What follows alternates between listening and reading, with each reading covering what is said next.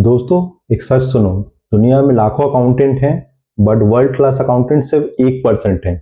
आपने सही सुना, सिर्फ और सिर्फ 1% लोग हैं जो वर्ल्ड क्लास अकाउंटेंट हैं, जो अपनी जॉब को इस तरह करते हैं कि उनको टॉप 1% में बोला जाता है।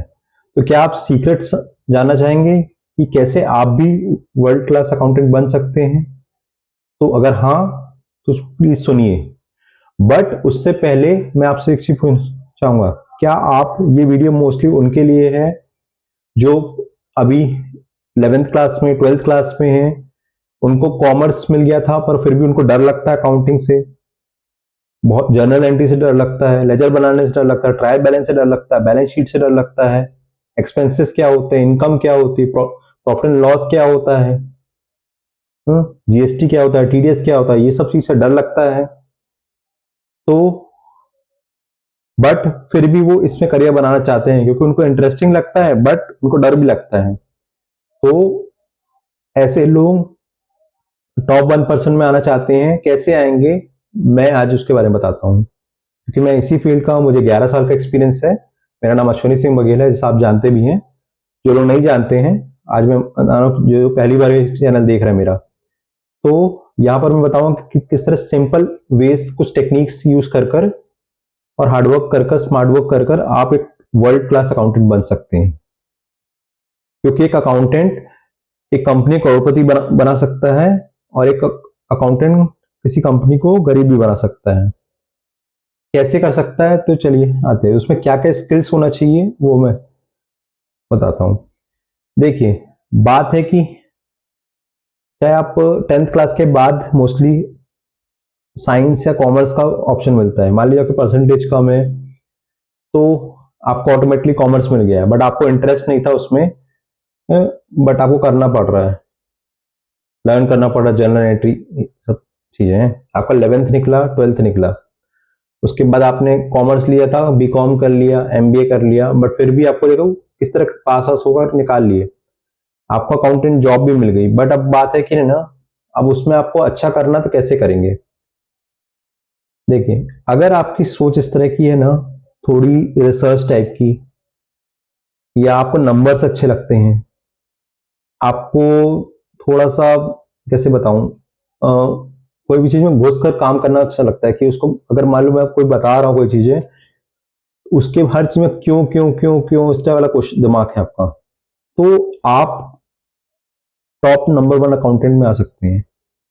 क्यों? देखिए, अकाउंटेंट बहुत सिंपल चीज होती है। दुनिया में कोई भी चीज इस तरह की होती है कि अगर आप कंटिन्यूसली 1 महीना, 2 महीने, 1 साल, 2 साल, 3 साल कंटिन्यूसली करेंगे ना, आपको रट जाएगा। चाहे वो फाइनेंस है, अकाउंट्स है, सेल्स है, मार्केटिंग है, ऑपरेशन है, या साइंस बैकग्राउंड, कुछ भी हो, कंटिन्यूसली करते हुए रट जाएगा। बट बात है, डिफरेंस कुछ होता ना।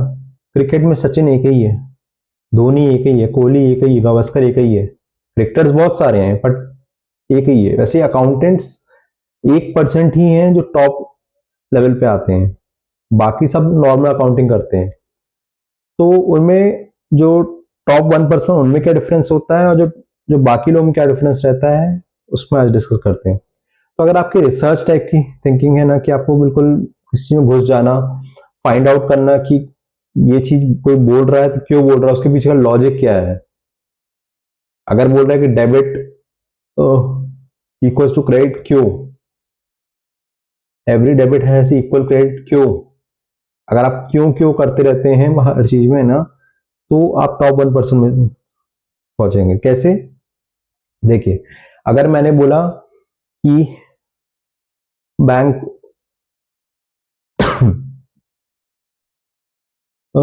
जो नॉर्मल अकाउंटेंट्स होते हैं उनको सिखा दिया कि गोल्डन रूल्स ऑफ अकाउंटिंग होता है, उससे अकाउंटिंग करेंगे, उन लोग सब कुछ रूल समझ लिया, अकाउंटिंग करे, बस उनकी 25-30 हज़ार सैलरी हुई, 15 हज़ार सैलरी हुई, धीरे धीरे बढ़ा 50 हज़ार हो गई। बहुत टाइम लगा उसे। बट बात है कि उन लोग ज्यादा ग्रो नहीं कर पाएंगे अगर वो सिर्फ अपना काम से काम रख रहे हैं, कि ज्यादा दिमाग नहीं लगाना, जो सिखा दिया उसके हिसाब से चलो, जो 11th क्लास से पढ़ते आ रहे हैं, जो मैनेजर ने सिखा दिया वो बस करते रहो। मतलब टॉप 1% होते हैं, वो ऐसा नहीं सोचते। उनकी थिंकिंग थोड़ी क्रिटिकल होती है, वो आउट ऑफ द बॉक्स सोचते हैं। कैसे? कि अगर कंपनी को लॉस हो रहा है तो वो क्या बोल, एक नॉर्मल अकाउंटेंट क्या बोलेगा, मेरा काम थोड़ना है, मेरा काम है अकाउंटिंग करना, दोस्तों से चिल करना, बढ़िया आराम से को फ्री टाइम में थोड़ा हंसी मजाक कर लेना, लंच करना, चाय पीना, घर, नेक्स्ट दिन ये, नेक्स्ट दिन ये, ऐसे ही चलता रहेगा। हर कंपनी में यही करते रहेंगे।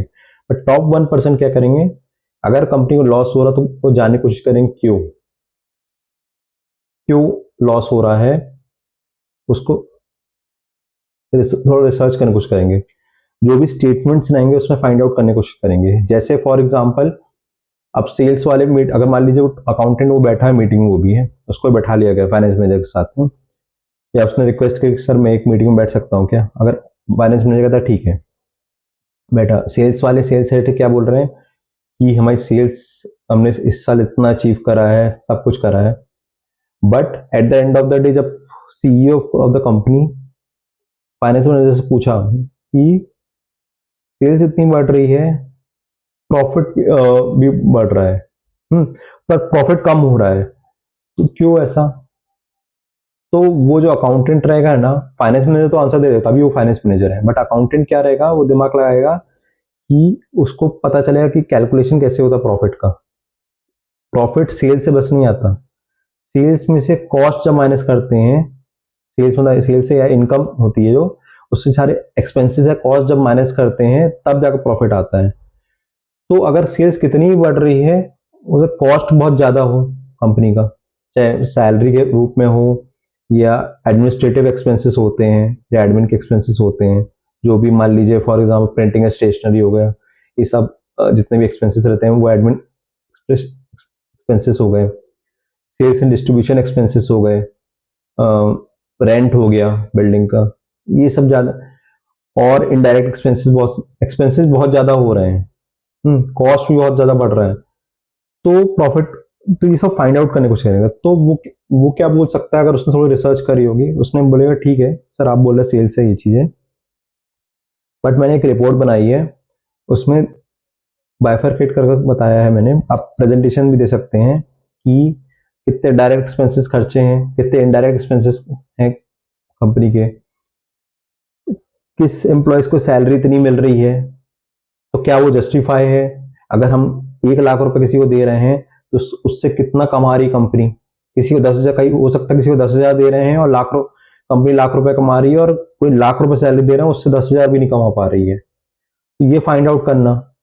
At last and of the day decision owner का ही है, ये हेड्स का ही है, बट आप एक रिपोर्ट इस तरह दे सकते हैं कि खाली हवा में बात नहीं करना, बिल्कुल डेप्थ में जाना कि क्यों हो सकता है प्रिंटिंग स्टेशनरी में एडिशनली चीजें खरीदी जा रही हैं जो उसका यूज है कि नहीं है, अगर वो उसको यूसेज है तो ठीक है, कहाँ पर यूज हो रहा है, क्या उसको कम करा जा सकता है, क्या मान लिया ट्रैवलिंग अलाउंसेस जो दे रहे हैं, जो लोग 1,000 रुपए 5,000 रुपए क्लेम कर 10,000 क्लेम कर रहे हैं, उनका कोई बिल है, उनसे पूछा जा रहा है कि अगर मान लो कार से भी जा रहे हैं तो उसकी मीटर रीडिंग लें, जब जाते समय मीटर रीडिंग थी इतनी थी, लौट समय कितनी थी, वो डालकर दो, प्रूफ दिखाओ, ये सब चीजें, तब पता चलेगा कि वो बिल्स फेक है कि रियल है। अगर वो एरोप्लेन जा रहा है तो बिल, टिकट तो होगी ही, ओला उबर जा रहा है तो बिल होंगे वो चीज, फेक बिल्स बस खाली ऐसे एक बिल बनाकर दे दिए अकाउंटिंग पर्पज से, और आप रिलीज कर रहे हैं सैलरी इस तरह उनका पेमेंट कर रहे हैं, ऐसे कंटिन्यूसली कर रहे हैं, कॉस्ट बढ़ता जा रहा है ना, एक्सपेंसेस बढ़ते जा रहे हैं, अब इतने ज्यादा एक्सपेंसेस बढ़ेंगे सबको, ये तो लूट हो रही है ना कंपनी के लिए, तो होगा क्या and of the day, company को प्रॉफिट कम होगा और एक समय पर लॉस भी होने लगे, सेल्स वाले कितने बढ़ रहे हैं, कॉस्ट ज्यादा अगर हो रहा, कॉस्ट एक्सपेंसेस ज्यादा हो रहे हैं, इस तरह आप फाइंड आउट करेंगे कि क्या क्या एक्सपेंसेस हैं, अगर फाइंड आउट करके जब आप रिपोर्ट बनाकर देंगे या प्रेजेंटेशन देंगे उनको, तो उन लोग अप्रिशिएट करेंगे, आपको अप्रिशिएट करेंगे, धीरे धीरे आपकी डेजिनेशन बढ़ सकती है, और एक समय के बाद ऐसा होगा कि आपकी सैलरी बढ़ जाएगी। टॉप 1% अकाउंटेंट वो होते हैं जो फाइनेंस मैनेजर की तरह सोचते हैं, सीएफओ की तरह सोचते हैं, जो ये सोचते हैं, कभी का फाइनेंस मैनेजर भी भूल जाता है इस तरह सोचना, बट अगर आपकी किसी क्रिटिकल थिंकिंग या हर चीज में क्वेश्चन करने की, अगर कुछ हो रहा तो उसके पीछे कुछ लॉजिक होगा, सिंपल सी बात है, वो मैनेजमेंट स्टाइल में सोचते हैं, बिल्कुल सीईओ जैसे सोचता है, सीएफओ जैसे सोचता है, इस तरह सोचकर कंपनी का बेनिफिट, अगर आप सोचिए कि अगर फॉर एग्जांपल मेरे पास एक कार है जो है भी कार, एक आता पर्सन, उसको 500 रुपये महीना मैं देता हूँ, वो कुछ दिन मान लो नहीं आया, तो भले मैं उसको ज्यादा ना बोलूँ, पर गुस्सा आती है कि यार क्यों नहीं आया, मैं उसको 500 रुपये दे रहा हूँ, वो नहीं आ रहा, और यार अच्छे साफ नहीं करता तो गुस्सा आता है। सिर्फ 500 रुपये महीना दे रहा हूँ, ऐसे बाकी लोग भी करते होंगे, सबको इरिटेशन होती है, भले उसका मुंह में ना बोले, थोड़ा सा इरिटेशन होती है, क्योंकि उस कार के ओनर आप हैं। ऐसे ही सामने वाला देखो ओनर है, आप उसको काम को अच्छे से नहीं करेंगे तो आपको सैलरी तो मिलेगी, बट बात है कि अब मान लीजिए वो जो साफ सफाई वाला है कार का, बहुत अच्छे से करता है काम, तो मैं उसकी इनकम जो 500 रुपये उसको बढ़ा भी सकता हूँ। नहीं तो मैं अगर मान लो मुझे कोई ऑप्शन नहीं मिल रहा, तब तक मैं उसको रखूंगा पर बढ़ाऊंगा नहीं। सेम चीज आपके साथ भी है कि अगर आप काम बस कर रहे हैं, काम मतलब मैं नहीं कह रहा हूं कि आप 12 घंटे 15 घंटे काम करें, मान लो आप 9 घंटे ही काम कर रहे हैं, बट 9 घंटे में आप काम प्लस कंपनी का प्रॉफिट भी बढ़ा रहे हैं, कुछ ऐसा डिसीजन मेकिंग ले रहे हैं जिससे कंपनी का बेनिफिट हो रहा हो, तो आपको कंपनी प्रमोट करेगी, फाइनेंशियली भी और नॉन फाइनेंशियली भी, डेजिग्नेशन के थ्रू। इस तरह की अगर थिंकिंग है आपकी, तो आप टॉप 1% में आ सकते हैं, जो क्रिटिकल थिंकिंग में भी बोला जाता है, over out of the box thinking भी कहा जाता है कि, और रिसर्च थिंकिंग भी कहा जाता है, रिसर्च एंड एनालिटिकल थिंकिंग। तो इस तरह थिंकिंग हो गई। अब अब आप बोलेंगे कि मैं आपको इतनी सारी चीजें बोल रहा हूँ, बस क्या मैंने कभी कुछ इस तरह करा है? तो मैं अपना एग्जांपल देता हूँ। मैंने कुछ वीडियो में बताया भी था, आप जाकर मेरा वीडियो भी चेक कर सकते हैं अश्वनी अकाउंटिंग सिंप्लीफाइड चैनल में। आज शॉर्ट में बताता हूँ कि मैंने खुद इस तरह की चीजें करी थी शुरुआत से लेकर एंड तक। मेरी फर्स्ट कंपनी जो थी उसमें मैंने 4.5 करोड़ रुपए बचाए थे।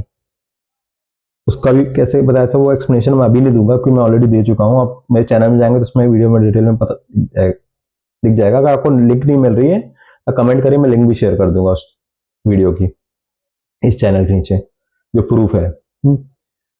और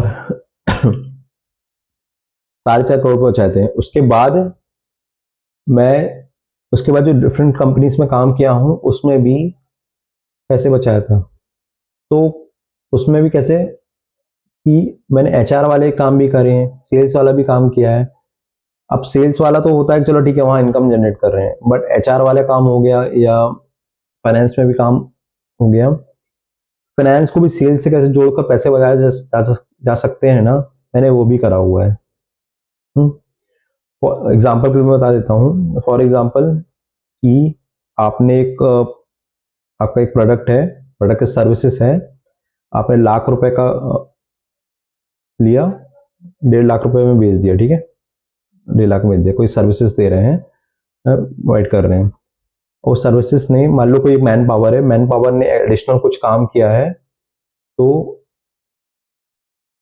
उसकी बिलिंग होगी 20,000 एक्स्ट्रा, इधर भी कुछ एडिशनल बिलिंग होगी। ऑब्वियसली रेट्स दोनों के ज्यादा होंगे, एक का मान लो 1 लाख का था और 1.5 लाख में बेच दिया हमने, तो एक्स्ट्रा आवर्स जो इसने काम किया वो ₹1,00,000 के हिसाब से करा है, मान लो 20,000, 20% करा है। और 1.5 लाख का करा है, तो 1.5 लाख का 20% करेंगे तो अराउंड मतलब 30, मान लो 10,000 30,000 लेकर चलते हैं, तो फिर भी 20,000 का प्रॉफिट हुआ ना एडिशनल। एक्स्ट्रा इनकम में भी 20,000 रुपए का प्रॉफिट हुआ, वहां पर ऊपर 1.5 लाख का हुआ, यहाँ पर भी आपको 30,000 50,000 का प्रॉफिट हुआ वो आपको, जो एडिशनल बिलिंग हुई, क्योंकि रेट डिफरेंट डिफरेंट है, क्लाइंट का रेट ज्यादा है, पार्टनर वेंडर का रेट कम है, जो रिमेनिंग बैलेंस है उसका कम। इस तरह भी जो एक्स्ट्रा बिलिंग हो रही है उसका अप्रूवल लेकर मैंने प्रॉफिट करवाया है, मतलब बिल रेस करवाया और कंपनी को प्रॉफिट ज्यादा हुआ। ये मुझे किसी से ने सिखाया नहीं, ये मेरी खुद की थिंकिंग है, तो ये चीज मैं बता रहा हूँ। और सेकंड चीज है कि ज्यादा काम को कम कैसे करना, वो भी मैंने ऑलरेडी बता चुका कई वीडियो में, कि जब जीएसटी आ रहा था तब मुझे अकेले पूरा वैट के और सर्विस टैक्स के बिल को एंट्री करनी थी। बट रूल ऐसा था कि एसएपी में करने के लिए इस टाइप का कि एक अप्रूवल प्रोसेस था, कि मैं एंट्री करूंगा, कोई अप्रूव करेगा, फिर मैं उसको ऐड करूंगा और एसएपी नंबर लिखूंगा। बट मेरे पास क्या राइट था इस तरह का कि डायरेक्ट एंट्री का भी राइट था, पर रिस्क भी था कि गलती हुई ना तो फिर एडमिन से जाकर चेंज करवाना पड़ता। बट मुझे अवार्ड भी मिल चुका था बेस्ट परफॉर्मर का, कि मैंने जीरो मिस्टेक करी है। 2015 16 16 17 में फर्स्ट कंपनी में। तो मुझे अपने भरोसा था क्योंकि मैं ध्यान से करता था। तो मैंने सारी एंट्रीज अकेले बहुत सारी करी थी, अराउंड 500 एंट्रीज अकेले, और जल्दी जल्दी कर कर 2-3 दिन में पूरा कंप्लीट कर दिया था वैट सर्विस टैक्स की एंट्री। तो इससे क्या हुआ कि अगर मैं नहीं करता तो कंपनी को जो फाइलिंग करनी थी वैट की वो डिले होता, उसमें पेनल्टी लगती, वहां भी मैंने कंपनी पैसे बचा लिए। तो भले मेहनत लगी बट मैंने अपना दिमाग भी लगा लिया। तो मैं वही बोल रहा हूँ, ऐसा नहीं कि मेरे पास एडिशनल दिमाग है, वो दिमाग आपके पास भी है, सिर्फ इतना है कि आप उस चीज को, मैं मेरे अपने काम से प्यार करता हूँ, मुझे लगता है कि मैं कंपनी में काम करूँ तो उसमें गलती नहीं होना चाहिए, लॉस नहीं होना चाहिए। मेरी इस तरह सोच है। अगर आपकी भी इस तरह सोच बन जाए ना, तो आप भी बहुत डीप थिंकिंग में जाएंगे, रिसर्च करके देखो, पैसा बचाना चाहेंगे कंपनी का। तो अगर आप बचाते हैं इस तरह का, तो आपको ऑब्वियसली फ्यूचर में प्रमोशन भी मिल सकते हैं। और सेकंड चीज़ है कि अगर मान लीजिए मैं तो जॉब कर रहा हूँ, अगर आपकी सोच इस तरह की होगी फ्यूचर में, अगर आपको कंपनी में जॉब के अलावा बिजनेस करना हो कोई कहीं पर भी, आपकी खुद कंपनी हो गई, आप अपनी कंपनी में अगर शुरुआत में इस तरह काम करते हैं, सोचिए, और पैसा बचाते हैं, तो आपकी कंपनी किस लेवल पर ग्रो हो सकती है। बस खाली पैसा नहीं बचाना, हर लेवल पे आपकी थिंकिंग ग्रो हो सकती है। तो आपका रिसर्च थिंकिंग जो है ना, आपको बहुत हेल्प करेगा। और एक और थिंकिंग कि मैं गलत हो सकता हूँ, कंटिन्यूसली अपने आप क्वेश्चंस करते रहना, ये अगर थिंकिंग है तो आपको बहुत बेनिफिट होगा, चाहे आप ऐसा ओनर हो ऐसा अकाउंटेंट हो। तो अभी मैं अकाउंटेंट की बात कर रहा हूँ, तो ये मैंने खुद करा हुआ है वो चीज़। और ऐसा नहीं कि मुझे अवार्ड चाहिए था, पैसा चाहिए था, मुझे सिंपल लगता था कि या तो मैं काम करूँ नहीं, काम करूँ तो अपना 100% देना, क्योंकि जितने भी टॉप परफॉर्मर्स होते हैं ना, हाँ, मैं उनसे बहुत हर कंपनी में बात किया हूँ, मुझे भी उस तरह बनना है। टॉप परफॉर्मर बनना है इसलिए नहीं बनना कि पैसा मिलेगा, पैसा तो इस तरह भी हो सकता है कि मान लो इस कंपनी में नहीं मिल रहा है, दूसरी कंपनी में जम करो, वहां मिल जाएगा। बट बात है कि एक जब सोने जाओ तब ये एक फीलिंग होना चाहिए कि हाँ भैया मैंने कुछ उखाड़ा है लाइफ में। तो वो फीलिंग के लिए आपको उतना मेहनत करनी पड़ती है। और सेकंड चीज़ है कि जब करते समय मेरे को अच्छा भी लगता है कि देखो कि हाँ भैया, अगर मैं एफर्ट डालूंगा तो मेरे को अच्छी फीलिंग आ रही है, पैसा बच रहा है कंपनी का। वो खुरापाती जो दिमाग है उससे कंपनी का बेनिफिट करवा रहा हूँ, अच्छी फीलिंग भी आ रही है। पैसा तो एक सेकेंडरी है, पैसा तो चाहिए, सबको चाहिए, बट पहले उसके लिए काम तो करो, कंपनी को प्रॉफिट। क्योंकि अगर आप ओनर हैं, मैं अगर गुस्सा आ रहा हूँ उसको, जो मेरी गाड़ी पोछ रहा है, अपने मन में भी है, उसको ज्यादा इंक्रीमेंट नहीं दे रहा हूँ कि वो छुट्टी मार रहा है इस तरह का, सेम चीज है। मैं भी अगर एफर्ट नहीं डालूंगा आउट ऑफ द बॉक्स, तो सामने वाला क्यों पैसा देगा, तो मुझे भी आउट ऑफ द बॉक्स करना पड़ेगा ना।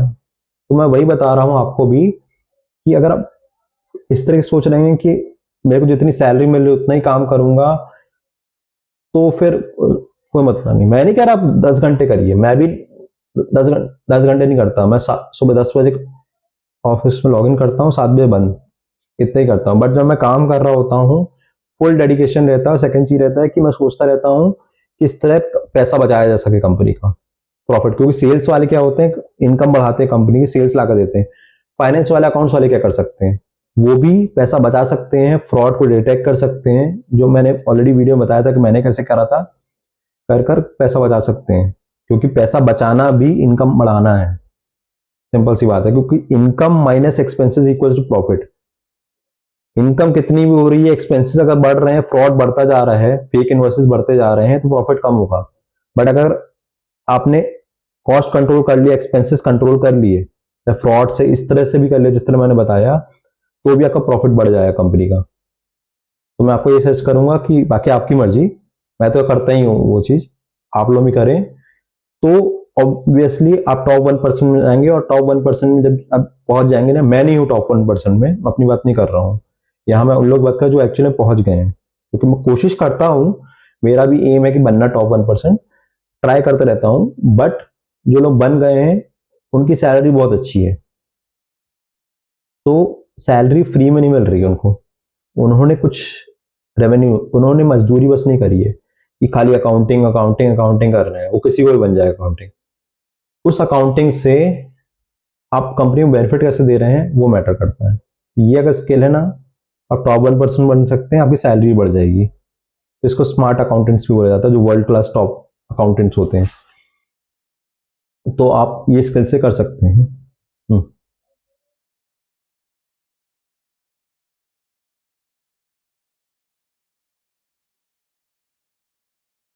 आपके और सेकेंड बेसिक्स क्लियर होना चाहिए। आपको जर्नल एंट्री क्या होती है, लेजर क्या होता है, profit and loss, balance sheet, trading and profit P and account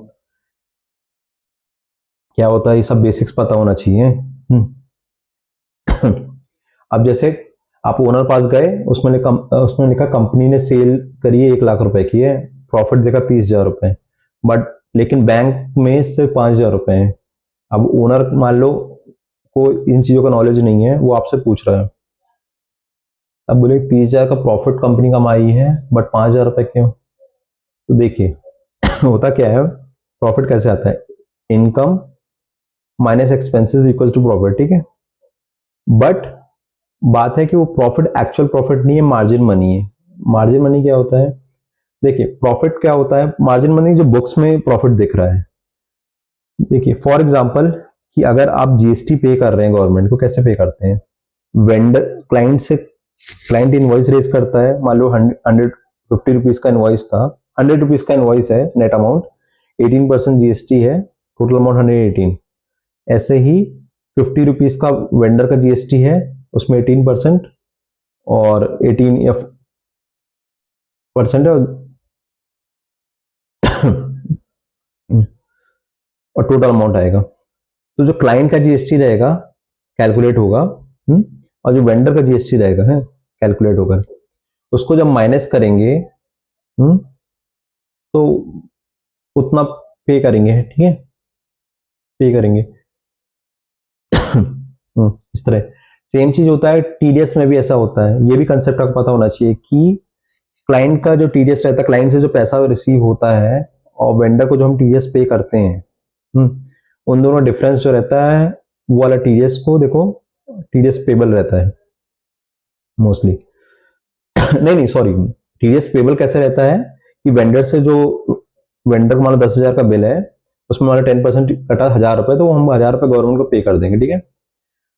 यहाँ पे तो कर दिए, बट बात है कि जो टीडीएस अमाउंट क्लाइंट जो डिडक्ट कर रहा है, हमारा क्लाइंट डिडक्ट कर रहा है, मान लो क्लाइंट को हमने 1,00,000 रुपए का बिल रेस किया, उसमें 10% ने डिडक्ट कर 10,000 रुपए, ऐसे ही बहुत सारे बिल रेस किया 10,000 रुपए।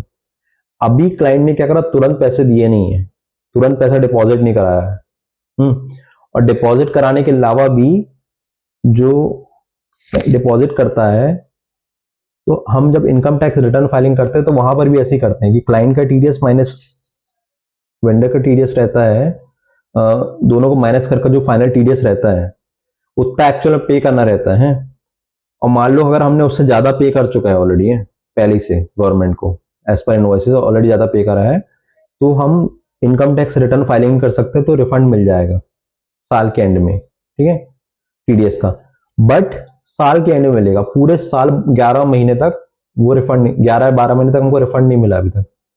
इसीलिए होता क्या है कि बुक्स में सेल्स की एंट्री हो जाती है, पैसा आ गया उसका, यहां पर एक्सपेंसेस की एंट्री हो जाती है, उसको भी पेमेंट कर दी, सब कुछ हो गया। बट बात है जो टैक्स जो पे कर रहे हैं गवर्नमेंट को, जब तक उसके रिटर्न फाइलिंग कर वापस नहीं आता है ना, तो वो तो उस समय उस पर्टिकुलर टाइम तक लॉस है ना। इसीलिए भले कंपनी सेल 1,00,000 रुपए दिख रही है, प्रॉफिट 30,000 रुपए दिख रहा है, बैंक में कभी कभार 5,000 रुपए प्रॉफिट पैसा दिख रहा है कैश का, और कभी कभार होता है नील बैलेंस भी दिख रहा है, क्योंकि वो जो टैक्स कटा है, जो टैक्स काट कर हमको पेमेंट मिला क्लाइंट से, वो अभी तक हमारे अकाउंट में नहीं आया है। जब वो रिटर्न फाइलिंग होगी तब जाकर हमारे अकाउंट में आएगा। तो ये पैसा देखो, इसलिए जो नॉर्मल प्रॉफिट बुक्स में दिखता है वो मार्जिन मनी रहता है।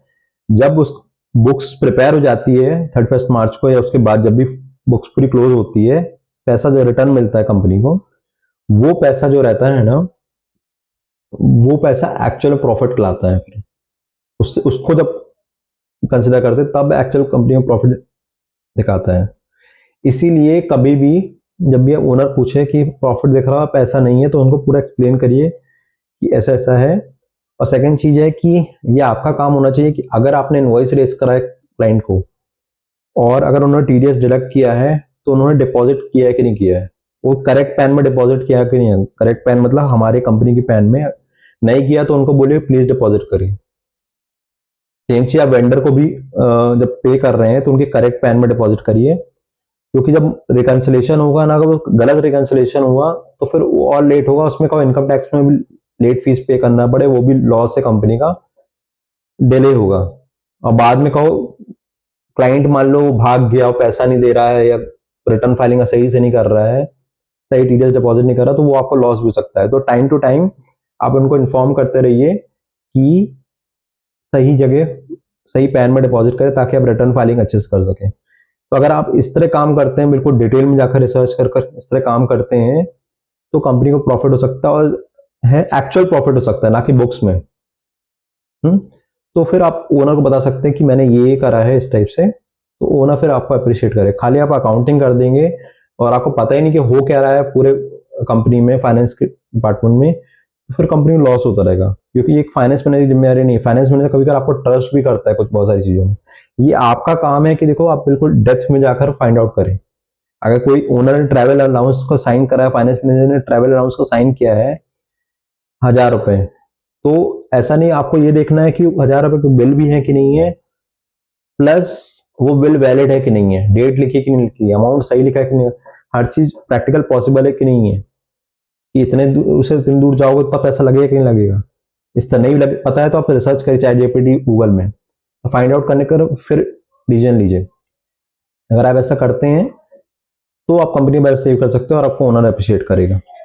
ये इस तरह के बेसिक्स क्लियर होना चाहिए, प्लस आप इन डेप्थ काम कर कर कंपनी में पैसा बचा सकते हैं, तो आप नंबर 1 पहुंच सकते हैं।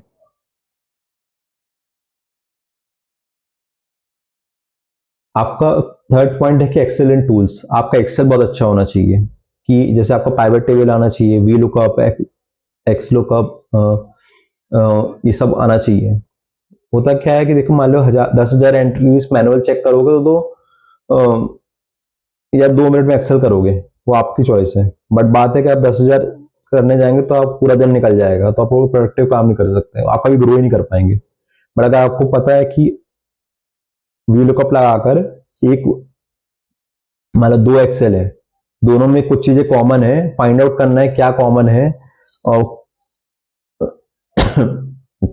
नहीं कॉमन तो है, बट एक जगह की चीज एक्सेल की चीज है दूसरी जगह लेकर आनी है, तो वी लुकअप लगाएंगे तो वो इजीली निकल जाएगा। वो मैनुअल में भी हो जाएगा, बट मैनुअल बहुत टाइम लग जाएगा, और कहो आप गलती भी कर जाए। वी लुकअप में भी गलती हो सकती है, बट आप एटलीस्ट ना उसके चांसेस 1 और 2% है कि आप वी लुकअप लगाने के बाद ही मैनुअली चेक कर सकते हैं, बट टाइम जल्दी हो जाएगा, वो सेकंड्स में हो जाएगा, फॉर्मूला आएगा। अगर आपको एक्सेल नहीं आता है तो फिर आप टॉप 1% में मुश्किल होगा आपको जाना। तो आपको एक्सेल नहीं आता सीखिए। हैं मैं खुद भले 11 साल का एक्सपीरियंस, मुझे भी बहुत सारी चीज़ों में दिक्कत जाती है, पर मैं कंटिन्यूस कोशिश करता रहा हूँ, सीखता रहा हूँ, सीखता रहा हूँ, सीखता रहा हूँ। ये अपग्रेड होना पड़ता है। क्योंकि अब तो एआई आ गया है, तो एआई तो अपन से भी फास्ट है, तो अपन को और ज्यादा अपने आप को अपग्रेड करना पड़ेगा, तब जाकर देखो आप एआई से टक्कर ले सकते हैं। एटलीस्ट टक्कर नहीं तो एटलीस्ट उनके बराबर ही कोशिश कर रहे हैं। बट अगर बेसिक ही नहीं पता तो बहुत प्रॉब्लम जाएगी। तो एक्सेस आना चाहिए, तभी आप टॉप 1% में जा सकते हैं।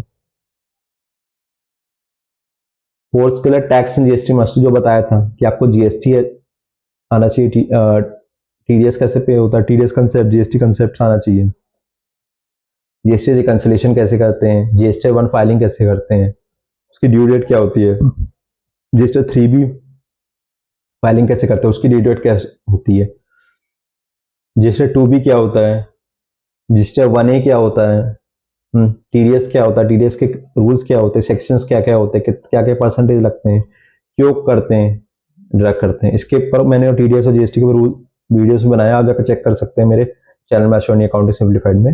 अभी मैं यहाँ डिटेल में नहीं जाऊँगा, आपको देखना है तो उसमें जाकर आप चेक कर सकते हो डिटेल में, बट आपको आना चाहिए। और नहीं आता तो आप एक बार पढ़िए उसमें जाकर, तो आपको बहुत अच्छे से समझ में आ जाएगा, और आपको फिर से एक बार वीडियो देख भी सकते हैं। हम्म।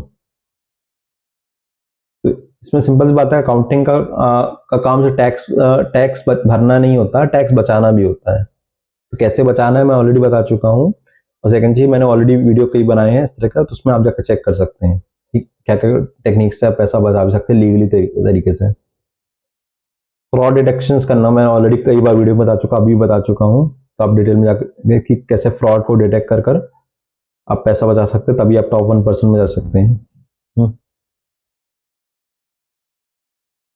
आपको बिजनेस अंडरस्टैंडिंग होना चाहिए, किस तरह का बिजनेस है। जैसे मैंने बताया था कि सेल्स और फाइनेंस को मिक्स कर मैंने जो दिमाग लगाया था कि अगर कोई रिसोर्स एक्स्ट्रा काम कर रहा है तो हम अप्रूवल लेकर वेंडर को भी बोल सकते ज़्यादा बिल करें, वो अगर ना भी करे वो उसकी मर्जी है, बट हम तो क्लाइंट को करें बिल। और जब कैलकुलेट करेंगे तो हमको भी प्रॉफिट होगा। अब मान लो वेंडर एक सिनेरियो लेकर, तो वेंडर ने भी रेस करा, हमने भी रेस करा, और क्लाइंट ने हमको पे करा, हमने वेंडर को पे करा, तब भी हमको ज़्यादा प्रॉफिट होगा। क्यों? क्योंकि क्लाइंट का रेट ज़्यादा है, उसके हिसाब से बिलिंग होगी आवरली की। तो वो हमको ज़्यादा प्रॉफिट हो जाएगा। हम्म, तो अगर आप बिजनेस अंडरस्टैंडिंग है कि बिजनेस कैसे होता है, उसके हिसाब से अगर आप अकाउंटिंग करेंगे तो कंपनी को बेनिफिट दे सकते हैं।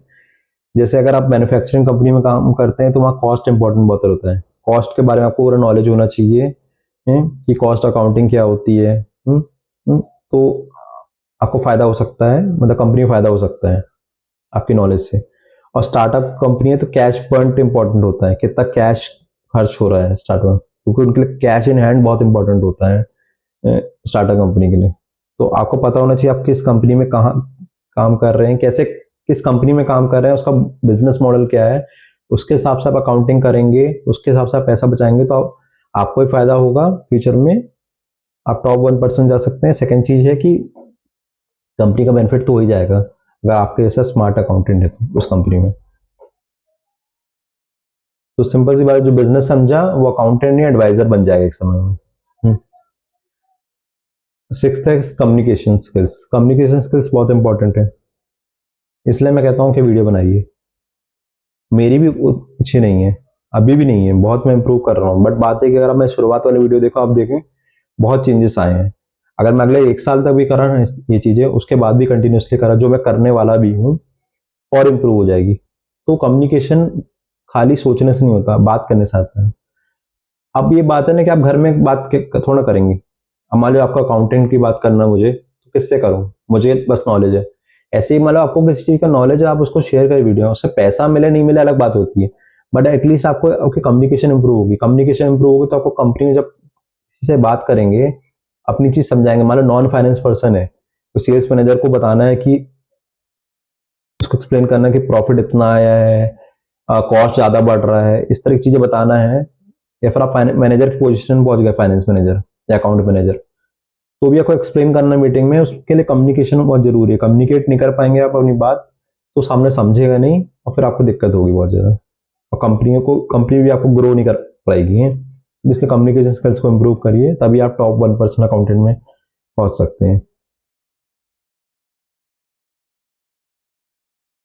और कम्युनिकेशन मतलब ये नहीं कि सिर्फ इंग्लिश और हिंदी की बात कर रहा हूँ। फॉर एग्जाम्पल जैसे क्या है कि सीईओ बोला कि ये प्रॉफिट बहुत कम आ रहा है, प्रॉब्लम क्या है? तो नॉर्मल अकाउंटेंट क्या बोलेगा? सर नंबर्स गलत है, जो रहता है एंट्रीज है उसको मैं करेक्ट करता हूँ, वो चीज ये। बट जो समझदार अकाउंटेंट रहेगा वो क्या बोले? कॉस्ट 20% बढ़ गई सर, प्रॉफिट गिर रहा है। ये एक्चुअल में सोल्यूशन है सर, कि कॉस्ट जो बढ़ रही है उसको कम करा सकता है। देखते हैं, मैंने एक रिपोर्ट बनाई है सर, इसके हिसाब से अगर हम इसका कॉस्ट कम कर दें तो कंपनी में बेनिफिट हो जाएगा, और उसी कारण देखो प्रॉफिट गिर रहा है, तो प्रॉफिट को मैक्सिमाइज कर सकते हैं। और सेल्स अगर जो बढ़ रही है उसको डबल करने के लिए जो टॉप परफॉर्मर्स है उनको क्या मोटिवेशन करना है, क्या स्किल्स और प्रोवाइड करनी है कि और अच्छा करें, और जो medium and lower level performance है उनको क्या देखो सिखाना है ताकि वो ग्रो कर सकें। क्या उनको सिखाना भी है कि नहीं सिखाना, क्या उनको रखना भी है कि नहीं रखना। ये सब चीज़ें अगर आप इस तरह पर रिपोर्ट्स में बताएंगे है ना, तो ओनर खुश होगा आपसे, कि आप खाली ये नहीं बता रहे कि नंबर गलत है। हो सकता है नंबर सही भी हो, बट आपको समझाते ही नहीं बन रहा है उस चीज़ को, क्योंकि समझाना ही नहीं। मान लीजिए हो सकता है आपको हिंदी में समझाना आता हो, इंग्लिश की बात नहीं, हिंदी ओनर हिंदी भी जानता हो, बट बात है कि आपको पता ही नहीं कि क्या क्या समझाना है, क्योंकि लैंग्वेज बस से होता नहीं है। आज जब उसमें रिसर्च करेंगे तब जाकर समझाएंगे ना। आपको खुद को समझ में नहीं आ रहा कि आप क्या बोल रहे हैं, तो सामने लोग क्या समझाएंगे? तो खुद को पहले, कोई भी समझाने से पहले खुद रिसर्च करिए, उसके बाद जाकर समझाइए, तो आपको तो कंपनी को बेनिफिट होगा फ्यूचर में। उससे अगर आपकी ग्रोथ होती है तो आपको बेनिफिट हो जाएगा। तो इसलिए कम्युनिकेशन स्किल्स बहुत इंपॉर्टेंट है, कि खुद को भी समझ में आए, सामने वाला समझ में आए, उस समझने से समझने और समझाने से कंपनी को अगर बेनिफिट हो रहा है तो बहुत अच्छी बात है। तो सिंपल सी बात है, डेटा मत दो किसी को, डिसीजन दो। खाली डेटा देने को जाए, डेटा आप मेल भी कर सकते हैं, बट अगर आपको बुलाया गया तो उसको समझाइए भी।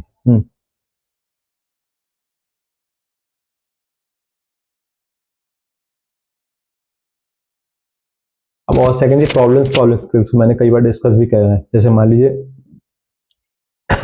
कैश नहीं है, एक्सपेंसेस हाई है, तो आप इस सिचुएशन में क्या करेंगे? अगर आप प्लीज कमेंट कर बताइए।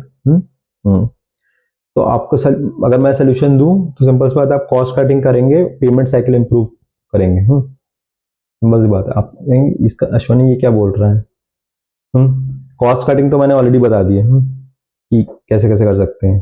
कि जो भी एडिशनल एक्सपेंसेस हो रहे हैं उसको कम करा जा सकता है। हर डिपार्टमेंट्स चेक कर करें। मैं सैलरीज की बात नहीं कर रहा हूँ, एम्प्लॉयज़ को निकालने की बात नहीं कर रहा हूँ। मतलब एडमिन एक्सपेंसेस है, उसमें क्या एडिशनली खर्च हो रहा है, जो अननेसेसरी खर्च हो रहा है उसको कम करा जा सकता है। सेल्स एंड डिस्ट्रीब्यूशन एक्सपेंस है, उसमें या ट्रैवल अलाउंसेस हैं, वो ज़्यादा पे हो रहा है विदाउट बिल्स, वो फाइंड आउट कर कर कम करा सकता है। इस तरह कॉस्ट कट करा सकता है। इससे प्रॉफिट होगा, और जो कैश जो जा रहा है वो जो कैश नहीं है जो बोल रहे हैं ना अकाउंटेंट, तो कैश ही बढ़ेगा कंपनी का। और पेमेंट साइकिल इंप्रूव करना मतलब कि मान लो आपने उधारी में दिया है सामान किसी को, है बिल रेस कर कर, तो पैसा आया नहीं है, उसको सोल्यूशंस निकालना। फॉर एग्जांपल, अगर आप एमएसएमई कंपनी है, अगर आपने 45 डेज से 60 45 डेज अब हो गया पर अगर पेमेंट आ ही नहीं रही है, 45 डेज का 60 डेज हो गया है, तो आप एमएसएमई को रजिस्टर्ड कंपनी है तो आप उसको एमएसएमई की वेबसाइट में कंप्लेन कर सकते हैं। उससे क्या होगा, गवर्नमेंट आपको राइट देगी कि आपको लीगल केस कर कर आप पैसा रिकवर कर सकते हैं। प्लस आप जीएसटी में भी कर सकते हैं कि जीएसटी की साइट में जाकर उसमें अगर communication between communication between tax payers इस तरह एक ऑप्शन था जीएसटी वेबसाइट में, आप लॉग इन करेंगे तो वहाँ पर उस क्लाइंट का जीएसटी नंबर डालकर, अमाउंट डालकर, इनवॉइस नंबर डालकर डालेंगे और उसमें रीज़न लिख देंगे कि कितने दिन से नहीं आया, उसमें डिटेल्स अपलोड कर देंगे, इनवॉइस नंबर, इनवॉइस या डॉक्यूमेंट्स, और सेंड कर देंगे। तो होगा क्या कि जीएसटी की तरफ से नोटिफिकेशन जाएगा कि ये इस पर्सन ने जीएसटी अपलोड किया है बट आपने उसका पैसा नहीं दिया, तो आप प्लीज़ रिटर्न करिए। फर्स्ट चीज़। सेकंड चीज़, अगर वो क्लाइंट जाएगा लोन लेने के लिए, बिजनेस लोन, तो उसको लोन नहीं मिलेगा क्योंकि वो डिफॉल्टर माना जाएगा। क्योंकि आजकल लोन देते हो तो कंपनी को अगर कोई बैंक लोन दे रहा है तो उसकी जीएसटी और टैक्स हिस्ट्री को देखा जाता है, या जीएसटी से हो या टीडीएस से हो या इनकम टैक्स से हो। टैक्स हिस्ट्री अगर उनको नोटिस आया हुआ इस तरह का तो उनको टैक्स लोन भी नहीं मिलेगा। तो अगर लोन नहीं मिलेगा तो बिजनेस ग्रो नहीं करा पाएंगे अपना। तो लोग eight the end of the day पैसा देंगे ही देंगे, आज नहीं तो कल, भले टाइम लग जाए बट देंगे। इस तरह की चीज़ें, अगर आपकी चीज़ स्किल है कि अगर कहीं कंपनी स्टक हो रही है और आप इस तरह सोल्यूशन दे रहे हैं तो कंपनी आपको बहुत अप्रिशिएट करेगी और आप टॉप 1% अकाउंटेंट में जा सकते हैं। नाइन्थ स्किल है एथिक्स। अब इस तरह रहता है कि अकाउंटेंट को सब कुछ पता रहता है, कितना प्रॉफिट हो रहा है, कितना लॉस हो रहा है, क्या इनकम है, बैलेंस शीट में अमाउंट कितना, सब कुछ है, कैश कितना रखा हो, सब कुछ कैश सब हाथ में रखा रहता है, बिल्कुल है। अगर कैशियर भी है तो सब कुछ पता रहता है। चाहे तो वो फ्रॉड भी कर सकता है, और लोग करते भी हैं। फ्रॉड करेंगे बट जब एक दिन पकड़े जाएंगे तो उनका करियर खत्म हो जाएगा, ट्रस्ट चला जाएगा। बट अगर आप ईमानदारी से काम करेंगे तो आपका ट्रस्ट बना रहेगा। फर्स्ट चीज। सेकंड चीज, आपको ग्रोथ भले स्लो हो बट जब ग्रोथ होना चालू होगी ना तो बहुत हाई लेवल पे होगी। क्यों? क्योंकि ओनर सबसे ज्यादा देखता है कि आप ईमानदार कितने हैं। अगर आप ईमानदार नहीं है तो फिर कोई मतलब नहीं है, लॉन्ग टर्म में आप ग्रो नहीं कर पाएंगे। तो इसलिए आपके एथिक्स सबसे ज्यादा इंपॉर्टेंट रहते हैं। ठीक है, तो ये एथिक्स सबसे ज्यादा इंपॉर्टेंट है। अगर आप एथिक्स सबसे ज्यादा है तो टॉप 1% जा सकते हैं। तो आपको अगले 20 साल, 25 साल, 30 साल तक के बारे में सोच रहे हैं कि अगले 1-2 महीने के बारे में सोच रहे हैं, वो आपका चॉइस है। 1-2 महीने के बारे में सोच रहे हैं तो आप फ्रॉड करेंगे, और अगर 20-30 साल के बारे में सोच रहे हैं कि मुझे ग्रो होना है बहुत अच्छा, कहीं पर भी मैं जॉब करूं, तो आप एथिक्स से चलेंगे, ईमानदार रहकर चलेंगे। तो trust once broken career finished है।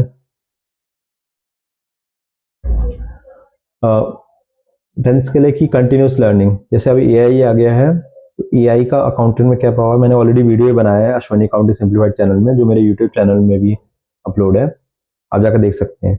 एआई का अकाउंटेंट को क्या प्रभाव पड़ेगा, उससे लोग डर भी रहे हैं, जो डरने से अच्छा आप उस एआई को सीखिए। एआई को अपने काम में कैसे ला सकते हैं, जैसे आप बेसिक जो काम कर रहे हैं ना, वो एआई की मदद से कर लें। प्लस अगर आप भले अकाउंटेंट हैं तो आप चैट जीपीटी में रिसर्च करें, सब कुछ करें, मैनेजमेंट लेवल की चीज़ सीखें, और फाइनेंस में जो काम करता है ना वो कोशिश करें। तो अगर आप इस तरह दिमाग लगता है, आप इस तरह सही डायरेक्शन में मेहनत करेंगे ना, कि अकाउंटेंट होकर ही फाइनेंस मैनेजर वाला दिमाग को लाकर वाला काम करने की कोशिश करेंगे, तो भले आपको सैलरी कम मिल रही है उस समय, आपकी जॉब सेव रहेगी फर्स्ट। सेकंड चीज, आपको फ्यूचर में ग्रोथ भी मिल सकती है, क्योंकि आप ग्रो करना चाह रहे हैं, क्योंकि कंपनी को कम पैसे में ज्यादा काम करने वाली चीज मिल गई। एआई भी तो यही कर रहा है ना, एआई को कम पैसा देना पड़ रहा है और ज्यादा अच्छे से काम कर दे रहा है। सेम चीज अगर आपने कर दे तो आपको रिप्लेस नहीं कर पाएगा, प्लस आपका इंक्रीमेंट भी हो जाएगा।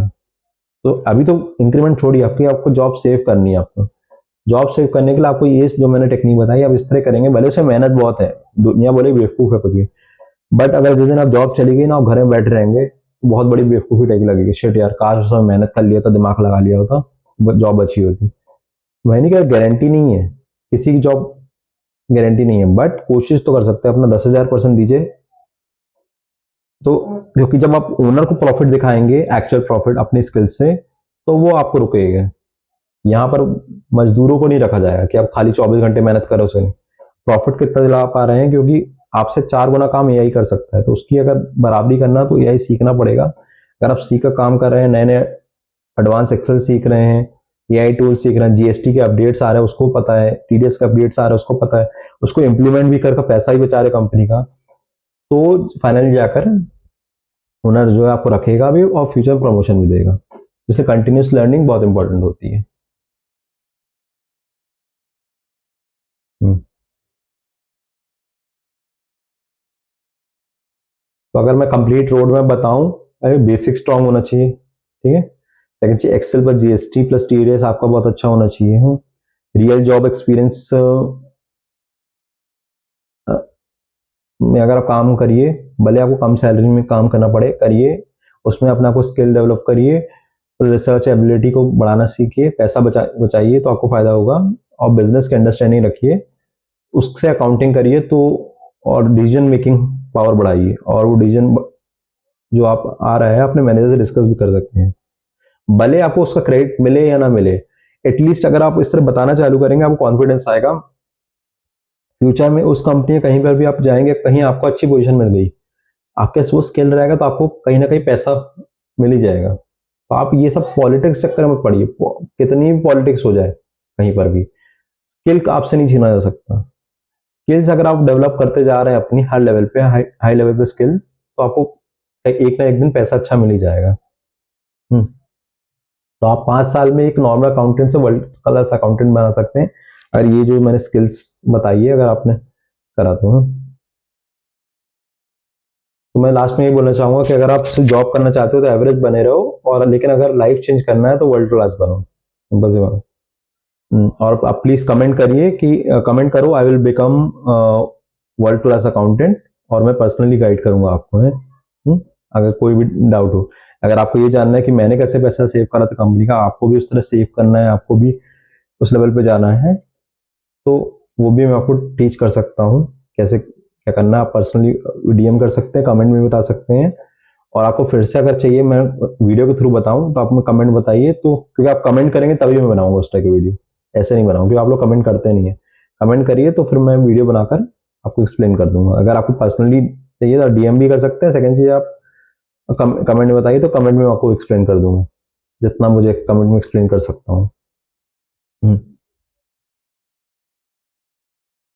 तो अगर आपको ये वीडियो अच्छी लगी हो तो आप प्लीज़ लाइक करिए, शेयर करिए ज़्यादा से ज़्यादा लोगों के लिए जो डरते हैं, जिनको अकाउंटेंट बनना है, नंबर्स में भी अच्छे हैं, बट उनको लगता है कि उनको टॉप परफॉर्म बनना अकाउंटेंट में, बट उनको पता नहीं कि कैसे बनना है। तो ये जो मैंने रोड मैप बताया है, ये रोड मैप मुझे एक्सपीरियंस में, अपने पर्सनल एक्सपीरियंस से बताया हूँ, तो मुझे 11 साल का एक्सपीरियंस जो मैंने किया है, ऐसा नहीं मैं हवा में बात कर रहा हूँ, मेरे पास हर चीज़ प्रूफ भी है। और सेकंड चीज़, मुझे भी किसी ने गाइड किया था, मेरे मैनेजर ने, फर्स्ट कंपनी मैनेजर ने, उसके कारण मैं कर पाया। वही चीज़ मैं आपको गाइडेंस दे रहा हूँ, ताकि आप भी ग्रोथ कर सकें। तो ये सब अगर आप करेंगे तो आपको बहुत फ़ायदा होगा। तो आप प्लीज़ देखिए, इस वीडियो को ज़्यादा शेयर करिए, और चैनल को सब्सक्राइब करिए, ताकि अगर आपको इस तरह के और भी वीडियोस चाहिए, मतलब अगर मैं नेक्स्ट वीडियो डालता हूँ तो आपको नोटिफिकेशन ऑलरेडी आ जाएगी, और आप बेल आइकन में क्लिक भी कर सकते हैं। तो नीचे ऑलरेडी अगर आप यूट्यूब में देखेंगे, अश्वनी अकाउंटिंग सिंप्लीफाइड चैनल मेरा नाम है, तो उसमें आप लाइक शेयर कर सकते हैं, कमेंट कर सकते हैं, और सब्सक्राइब भी कर सकते हैं। और सब्सक्राइब के बाजू में एक नोटिफिकेशन वाला बेल आइकन रहता है, उसको क्लिक करेंगे तो ऑल में क्लिक करेंगे तो आपको जितने भी वीडियोस नए नए आते रहेंगे, आप जाकर आपको मिलते रहेंगे। और मैंने ऑलमोस्ट 100+ वीडियोस बना चुके हैं अपने चैनल में, और हर एक वीडियो आपकी लाइफ को चेंज करेगा, आपको फाइनेंस नॉलेज देगा। और आपको फाइनेंस के ऐसे वीडियो भी हैं जो आम जनता के लिए भी बहुत इंपॉर्टेंट है। खाली मैं जीएसटी टीडीएस की बात नहीं कर रहा हूँ, बेसिक लेवल के भी जो रहता है फाइनेंस की वीडियो, उस तरह वीडियोस में मैंने डाला है। तो आप प्लीज़ जाकर देखिए, आपको बेनिफिट होंगे। अगर आपको बेनिफिट नहीं हो रहा, वो भी बताइए आपको किस तरह की वीडियो चाहिए। मैं उसमें रिसर्च करूँगा, पढ़ाई करूँगा, समझूंगा, अपने एक्सपीरियंस डालूंगा, और वीडियो बनाकर देखो और अच्छे से वीडियो बनाऊंगा।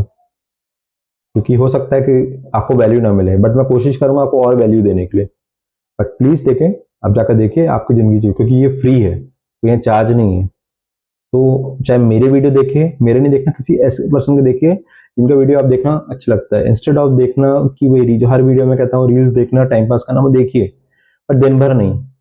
कुछ एजुकेशनल कंटेंट देखिए जिससे आपके स्किल्स बढ़े, जिससे आपके कम्युनिकेशन स्किल्स बढ़े, इम्प्रूवमेंट हो। देखिए ना, आप कुछ करेंगे, कुछ पढ़ेंगे तो ही बढ़ेगा। मेरी भी, अब मैं आपको बोल रहा हूँ, कुछ पढ़ा रहा हूँ, कुछ समझा रहा हूँ, तो मेरी भी नॉलेज बढ़ रही है, मेरी भी कम्युनिकेशन धीरे धीरे इंप्रूव हो रही है। हुई नहीं है, एक दिन में कुछ नहीं होता। नॉलेज भी एक दिन नहीं बढ़ती, ना कम्युनिकेशन एक दिन में बढ़ती है, ना एक दिन में कोई करोड़पति बन जाता है। धीरे धीरे होता है। एटलीस्ट ट्राई तो कर रहा हूँ मैं, आप भी करिए। मुझे तो बहुत चेंजेस दिख रहे हैं अपने में, आपको भी दिखेंगे। मैं चाहता हूँ कि आप भी ग्रो करें, मैं भी ग्रो करूँ, आप भी अच्छा पैसा कमाएं, मैं भी अच्छा पैसा कमाऊँ, और साथ में ग्रो करते हैं ना।